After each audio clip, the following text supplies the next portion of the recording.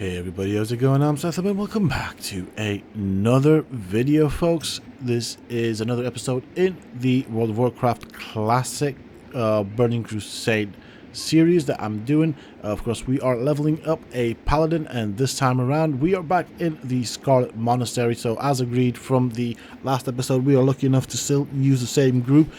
We have now got ourselves into what would be basically a entrance into a dungeon that is behind one of the locked doors, to which I now have the key. I believe, if I'm not mistaken, that this is the Scarlet Monastery Armory dungeon, so I'm looking forward to doing this. And I'm just checking my inventory space and stuff like that, making sure I still have enough for loot, really. Oh jeez, that rogue really likes to tank. I suppose he's confident, he knows what he's doing. He wasn't doing half bad, although he did have 2 NPCs on him. I guess he could have probably dealt with it with my heals, although there's a good chance of my heals potentially out aggroing him. But yeah, we're doing another one right now. Okay, that guy was running off. So we do have runners in this dungeon. I think there were runners in the previous dungeon. I just never paid attention. I guess my attention was mostly focused on everybody else's health as far as the group goes. We do need to rebuff here. Buffs have run out.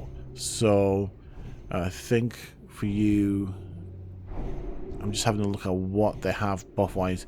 They seem to be alright. So there's no point in placing the same buff that I would normally do. But with that said, this is one of the dungeons that I don't remember very much. Hopefully it's not too bad. And it would be nice if we get a chance, or if I get a chance to do all of the Scarlet Monastery runs. It would also be nice, if I'm not gonna lie here, if I actually get something decent from this. I would actually quite like it. And I don't care for what, you know, as I said in the previous video, I will be looking at building 2 sets of armor that I guess I'll be carrying with me. I know it'll take up inventory space, but because I will be in and out of dungeons, I will need a full healer set just to help me with healing. Alright, mage was behind. That's why DPS was slow.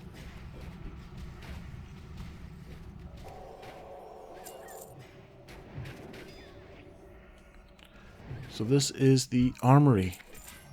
It's quite interesting. I vaguely remember this. See if it's the one that I think it is. I think there's one where you go into like a big cathedral at the end. I don't know if it's this one. But it's going to be fun. It's going to be interesting. Oh, there we go. Someone's aggroed something. I'm not sure who it was. That's why I stepped back. Okay, so as you can see there, kind of reaffirms what I was saying before. On single target, the rogue has everybody beat. On AoE, the mage pretty much mows them down. Saying that though, they're actually quite close in damage. Very interesting. I mean, technically, I should have changed out my gear and get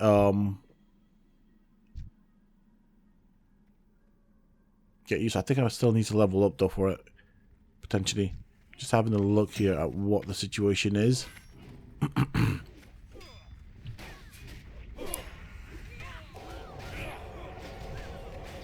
mean, luckily the tank isn't taking too much of a hit. Oh, hello.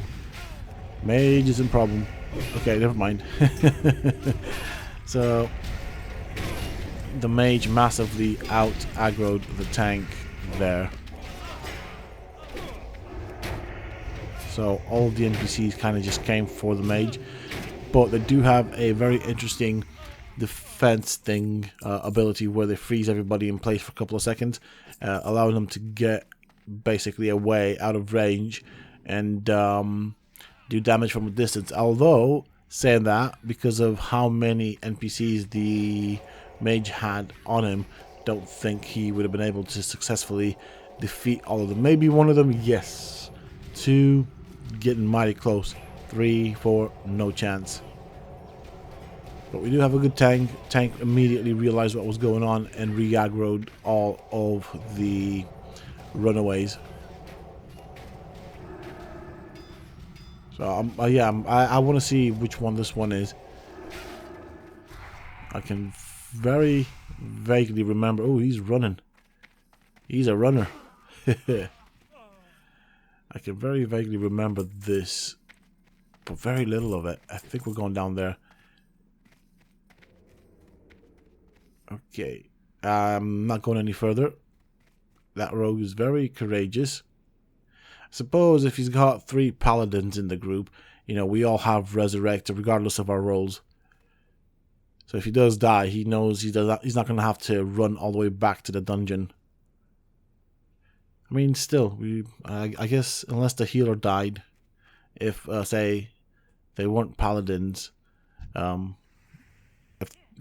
he wouldn't have had to do it anyways because the healer would have resurrected him. Saying that though, the resurrect does take up or consume quite a bit of mana.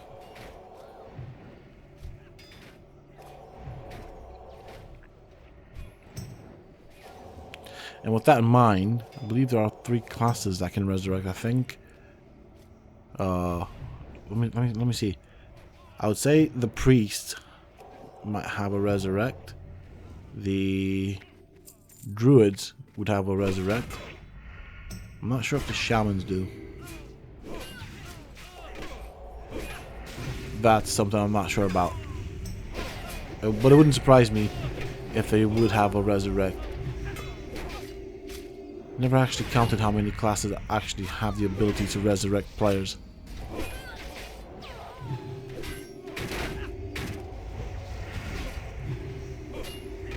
Yeah, man. This isn't going too bad. It's definitely not that demanding on my mana.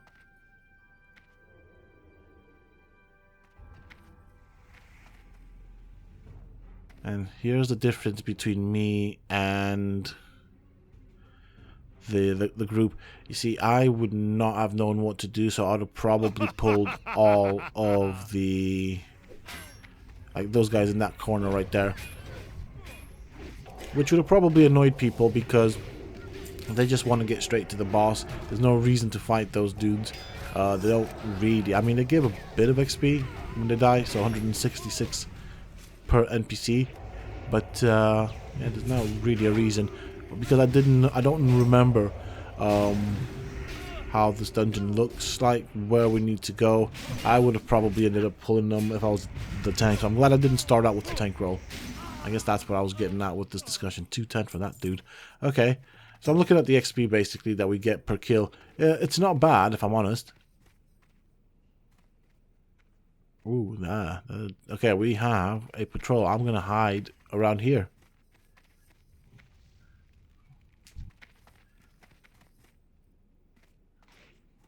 And of course, there's the stun from the rogue. Scarlet Evoker. And she dropped some leather fancy shoulders. Fancy leather shoulders? Damn it, my English. I don't know. As I get old, I find that my English seems to become worse and worse.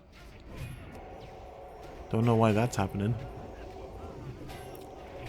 Say that though, and I am not complaining, by the way, nor am I trying to justify anything. But I thought might as well explain myself, since I have picked up World of Warcraft, because I've been, in all fairness, playing this pretty intensely. That leaves very few hours for sleep, and in my defense, I am a bit tired. It is kind of catching up with me, but this is only until I get this character up to level 70, and things will slow down then significantly. I just want this first character to get to level 70. I do wonder though if I will have enough time to start up on another character. That would be kind of nice. Well, I'll see exactly how I'm going to go about it. I will probably put a poll on the channel and see what people want me to play. the Paladin is nice. I'm looking forward to it, and I'm glad I chose the Paladin. I initially chose the Paladin to play because it can fulfill 3 roles, but I realize now that in Wrath of the Lich King, which is why I'm seeing so many Paladins, I'm guessing, the Paladin will be quite powerful. They are specifically designed to be quite effective against, I think it's undead and something else, like, you know, werewolves and stuff like that. So they're specifically designed for that, and guess what Wrath of the Lich King brings in? It's undead. So their holy powers are quite effective against that type of enemy. I am getting good XP for this, so I can't complain. Crusader's Armory. See, right here, to be a tank, you actually have to know or have some idea of what the dungeon is like. I think if you were a fresh player and had never seen this game, never played it before, just picked it up, dungeons could potentially be quite difficult. So I guess playing a tank isn't so much of a beginner type of role, especially seeing as you have to get used to what things happen. See, like for example, I can imagine a beginner there would have probably just gone in and face tanked everything, whereas Tyrion right here is being really cautious, and he's pulling small groups and trying to pull them around the corner, which is kind of good.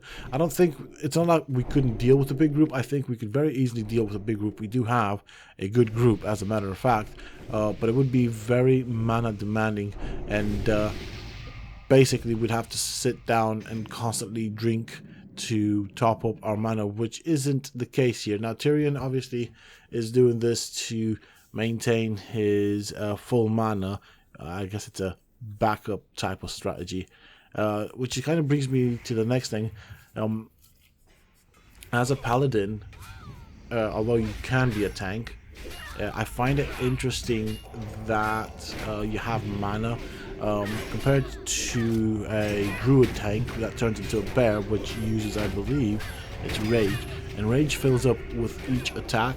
So basically, to be getting your abilities off, to be using your abilities, you have to melee attack your opponent, your enemy, and basically with that build up rage to then use your abilities. Same thing applies to the warrior class, in the sense of basically they don't run out of abilities. As long as you are okay for health and haven't been killed, you're constantly building rage, and then you're consuming your rage on your abilities. Whereas with a mana tank, which is what Tyrion is, with him being a paladin, he has a set amount of maximum mana points, which he then consumes for or spends to get his abilities off, or to use his abilities. That does not replenish unless we have a specific aura that does somewhat replenish it during combat. Otherwise it wouldn't, but that replenishing is not that great, if that makes sense. It does not what's the word, it does not help you to continue carrying on without refueling, if that makes sense. I don't know if that actually changes later on in the game, by the way. It may be very possible that some sort of mechanic or mitigation or partial mitigation system is in place where the paladins can regain mana points passively whilst in combat. Does that make sense? I don't know if that's a thing. That's basically what I'm saying. But it would be good. It would make them more efficient tanks, if that makes sense. Not that they're bad tanks anyways, but yeah. I hope that made sense. Now that I think about it, I don't know if I explained it the best that I could, but I guess you guys will know what I mean.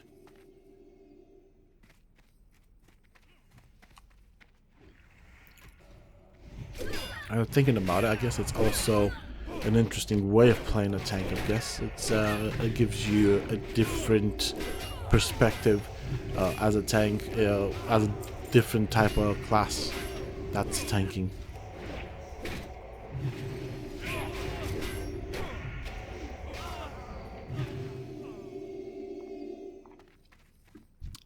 With that said, I do wonder what type of equipment Tyrion has. If he started getting plates in terms of armor to reduce his damage. So because this is quite easy and I'm not having to do a lot of healing, and I have quite a lot of significant mana left after each fight, I will drop a little fart in between them just to help DPS them down. Although, as you can see by the damage bar or damage meter I have in the lower right corner, I don't really do that much, so I don't know how much I'm contributing to each fight. Alright.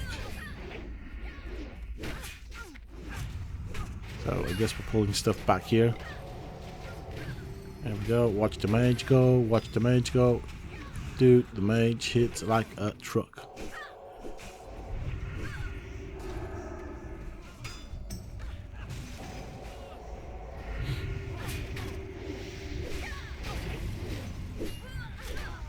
Okay, so we're doing alright.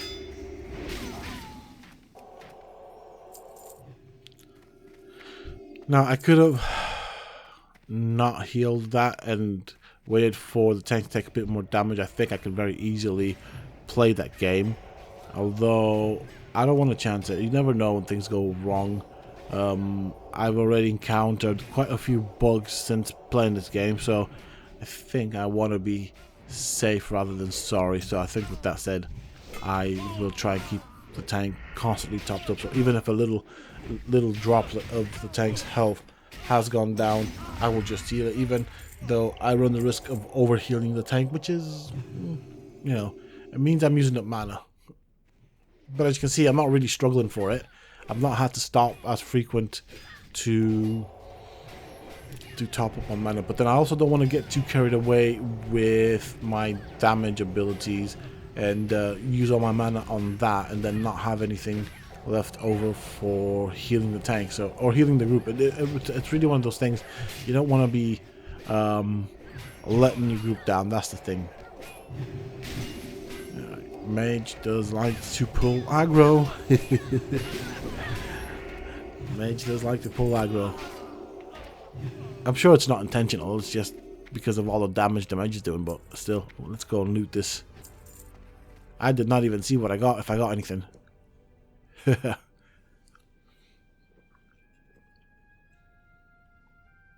Scarlet Defender. That guy died on the cannon. Tank cannon. Yeah, that dude died on the cannon. That's kind of funny.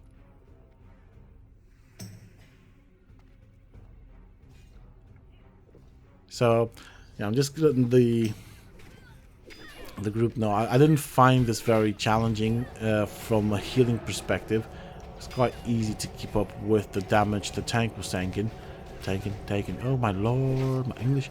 Yeah, so I found it quite easy to keep up with the damage that was being dished out to basically various party members, but specifically the tank as well. It did not challenge me as much as I would have expected it. So like in Normagon, I was really struggling at times. I had my moments of concern. Dead Mines, that was very what's the word, very challenging. But I did like the challenge, though. I did not mind it. I guess my only concern was at all times that I let the group down for whatever reason. You know, that I didn't build the character good enough, or that I wasn't using the right abilities, and because of that, the tank would result in being dead. and obviously wipes. So I guess that's always a worry. Just as a general thing, you don't want to let the group down. Everybody does rely on you to do your part. Alright. Dudes are running off. Really not concerned with where they chose to run because there's nothing behind us.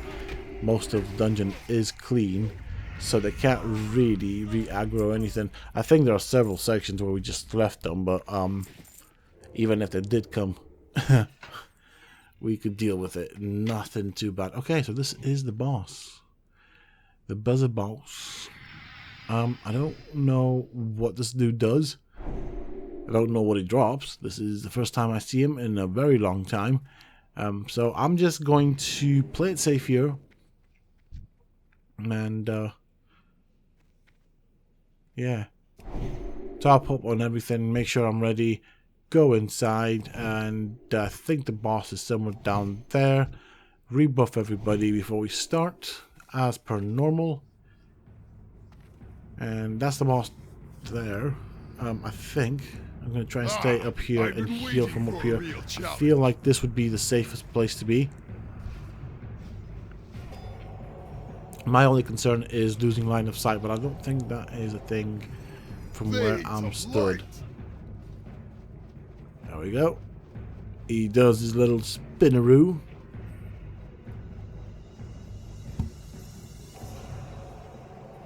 I'm guessing that does a lot of damage. Whirlwind, run away. So that's our little warning to run away. We are not in a situation where we need to do that, to be fairly honest. Blades of light. Alright, boss is nearly down. This was actually quite an easy dungeon. Ooh, he drops a nice axe there. I would not mind having this for my farming, for my leveling. Oh, things are happening. I need to start looking around.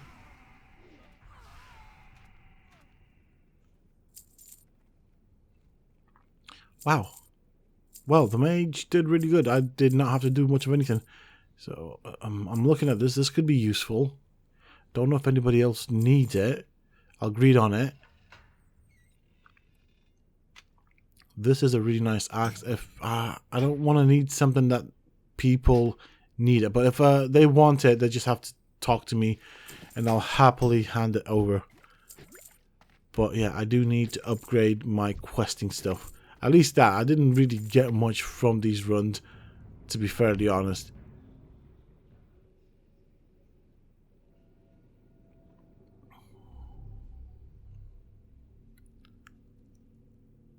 Okay, well, with that said and done, this is the end of the video. Looking at the time, well, we did this in a very good time, if I'm honest. Thank you all so very much for joining me in this episode. I do hope that you have enjoyed it and found it entertaining enough. If you have, please don't forget to support me on the channel by hitting that like button, share, comment, and subscribe. And of course, until next time, stay safe, folks.